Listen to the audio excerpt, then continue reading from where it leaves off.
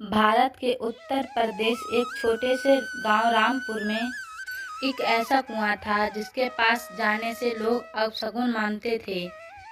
गांव वाले कहते थे कि उस कुएं के पास किसी लड़की की रोने की आवाज़ आती है और जिसने भी उसकी आवाज़ की तरफ रुख किया वो कभी भी लौट के नहीं आया वहां से। रामपुर गांव बहुत शांत और हरियाली से भरा हुआ था। उस गांव के लोग बहुत सीधे साधे थे और खेती बाड़ी करके अपना पालन पोषण करते थे। गांव के बाहर एक पुराना टूटा फूटा कुआं था जिस कुएं को वहां के लोग साबित कुआं कहते थे। बुजुर्गों की माने तो करीब 80 साल पहले वहां एक राधा नाम की लड़की की मौत हुई थी। कहा जाता है कि उसे गांव के ठाकुर के लड़के ने उसे धोखा दिया और उसे बदनाम कर दिया। समाज के ताने और अपमान से तंग आकर के राधा ने कूदकर उसी कुएं में अपनी जान दे दी। तब से लेकर आज तक उस कुएं से कोई भी पानी नहीं निकालता और सोच कर भी उसके पास कोई नहीं जाता था।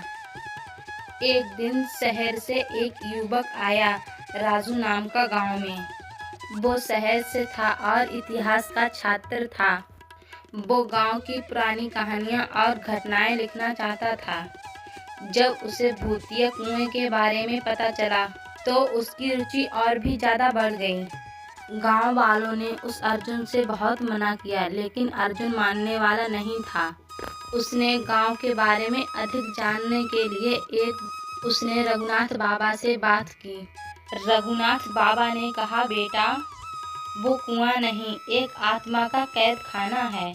जो भी वहां गया उसका नाम तक भी मिट गया। अर्जुन ने तय किया कि वो एक रात खुद कुएं के पास बिताएगा।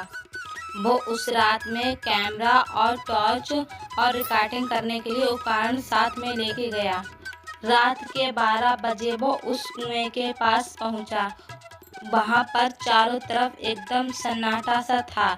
इधर उधर से साए साए की आवाज आ रही थी। तभी अचानक हवा का रुख बदल गया और बहुत ठंडक फैल गई। अर्जुन के कैमरे में अजीब सी धुंधली सी आकृतियां दिखने लगीं। अचानक उसे किसी की रोने की आवाज आने लगी बिल्कुल पास से। वो डर गया लेकिन उसने रिकॉर्डिंग चालू रखी। तभी उसने देखा एक सफ़ेद साड़ी में एक लड़की खड़ी हुई थी। बिल्कुल बाल बिखरे हुए और आंखें बिल्कुल खून में लथपथ थीं। तभी वो चुड़ैल बोली, मुझे इंसाफ चाहिए, मैं अभी तक वहीं पर अटकी हूँ।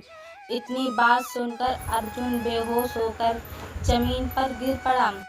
अर्जुन को गांव वालों ने सुबह कुएं के पास बेहोश पाया। जब उसकी आंख खुली थी और वो कांप रहा था। उसने जो वीडियो शूट किया था उसमें सफ़ेद साड़ी वाली लड़की की धुंधली झलक साफ दिखाई दे रही थी। अर्जुन ने गांव के लोगों को इकट्ठा किया और बताया, राधा की आत्मा को तभी शांति मिलेगी जब उसे अन्याय मिलेगा। ठाकुर का बेटा तो मर गया पर उसका सच कभी सामने नहीं आया। अर्जुन ने राधा की कहानी को एक लेख में प्रकाशित किया और उसे दिल्ली के एक पत्रकार सम्मेलन को सौंप दिया। उसकी कहानी ने तहलका मचा दिया। सरकार ने पुराने केस को दोबारा खोला और ये साबित हुआ कि राधा के साथ अन्याय हुआ था। राधा को अन्याय मिलना चाहिए। जिस रात केस का फैसला आया अर्जुन फिर कुएं के पास गया। जब वहाँ कोई डर नहीं था, चारों तरफ शांति थी। चांदनी रात में हवा बहुत शांत थी। अचानक उसी सफ़ेद साड़ी वाली लड़की की झलक आई। इस बार उसकी आंखों में आंसू नहीं थे, मुस्कान थी। बोली, धन्यवाद अर्जुन, मैं मुक्त हो चुकी हूँ। और वो उबली होकर वहाँ से विलम्ब हो गई। अर्जुन की आंखों से आंसू निकलने लगे।